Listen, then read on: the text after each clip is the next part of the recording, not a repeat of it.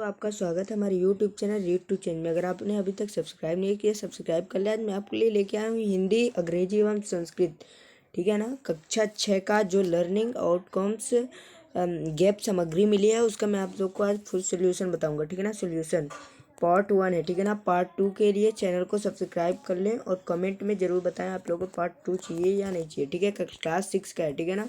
Class 6 का इससे project work है, ठीक है ना। चलिए देखते हैं। ये आप लोग का दिया होगा, ये पेज नंबर है 2, ठीक है ना। पेज नंबर 2 है। ये आप लोग का शिक्षा मेंटर गतिविधि एवं निर्देश दिया गया होगा। इसमें फर्स्ट पार्ट जो है दोस्तों वो ये है रमो और कल्लो। पार्ट 9 रमो और कल्लो पाठ सामग्री, ठीक है ना। इसमें आप लोग को ये सब पूरा पढ़ लेना है, ठीक है। ये पूरा पढ़ना है।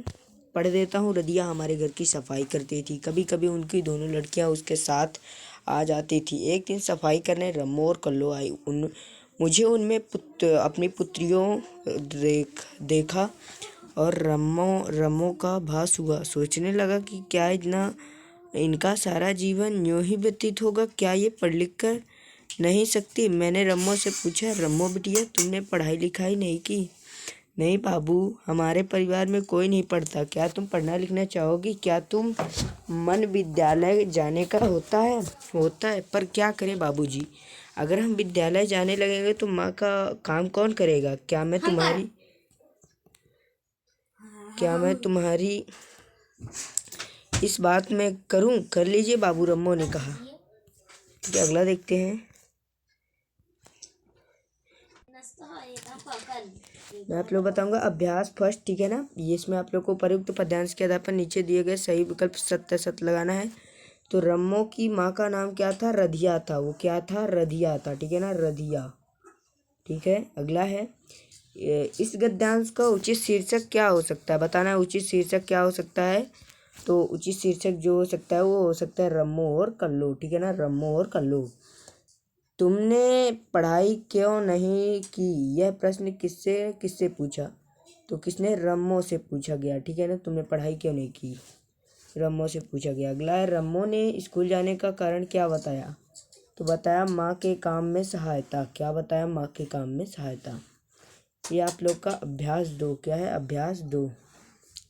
अभ्यास 2 में आप लोग को गद्यांश को पढ़कर उत्तर लिखना है। तो पहला है बाबूजी ने क्यों सोचा कि रम्मो और कल्लो का सारा जीवन यूं ही व्यतीत हो गया। तो हम इसका उत्तर बताएंगे। रम्मो और कल्लो अपने माँ के काम में सहायता करती थी। वे दोनों सफाई भी करती थी।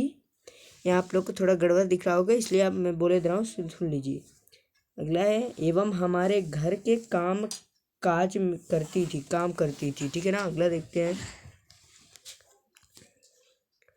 क्या आप रम्मो के विद्यालय न जाने के तर्क से सहमत है। यदि हाँ तो यदि नहीं तो क्यों। तो नहीं क्यों। लड़कियों को भी पढ़ने का समान अधिकार है। वो लड़कों की तरह भी पढ़ने विद्यालय जा सकती है, ठीक है ना, विद्यालय जा सकती है। अगला, क्या रम्मो और कल्लो की माँ उन्हें स्कूल भेजने के लिए तैयार होगी। कारण सहित लिखना है। तो इसका उत्तर है हाँ, रम्मो और कल्लो की माँ उन्हें स्कूल भेजने के लिए तैयार हो गई। क्यों कि रम्मो और कल्लो दोनों पढ़ाई के साथ साथ अपनी माँ के काम काज में सहयोग करती थी और पढ़ाई में भी अच्छी थी। वे दोनों अच्छी होशियार लड़कियां थी, ठीक है। इसमें आप लोग का अगला है अपने आस पास में घटित किसी देखी अनसुनी घटना के बारे में लिखिए जिसमें किसी बालक बालिका में काम करते हुए अपनी शिक्षा पूरी की हो। तो मैंने यहाँ पे लिखा है सुरेश एक गरीब परिवार का लड़का है। वह गांव में रहता है। वह अपनी पढ़ाई का खर्चा पूरा नहीं कर पाता क्योंकि उसके पिताजी के गरीब किसान थे। उसे अपनी खेती किसानी में भी बहुत खर्चा पड़ता था। फिर भी सुरेश इन परेशानियों के बाद भी वह प्रतिदिन स्कूल जाता था और पढ़ लिख कर बहुत बड़ा अफसर बन गया, ठीक है ना। पढ़ लिख कर बहुत बड़ा अफसर बन गया, ठीक है। इसका पार्ट 2 कल आएगा, ठीक है ना। पेज ये पेज 1 से 4 वाला है, ठीक है ना, पेज 1 से 4 वाला। अब पेज 4 से 8 वाले के लिए कमेंट जरूर करना, ठीक है ना, कक्षा 8वीं वाले, क्लास 8 वाले, क्लास 6 वाले, ठीक है ना, क्लास 6 वाले। ठीक है, मिलते हैं अगले वीडियो में।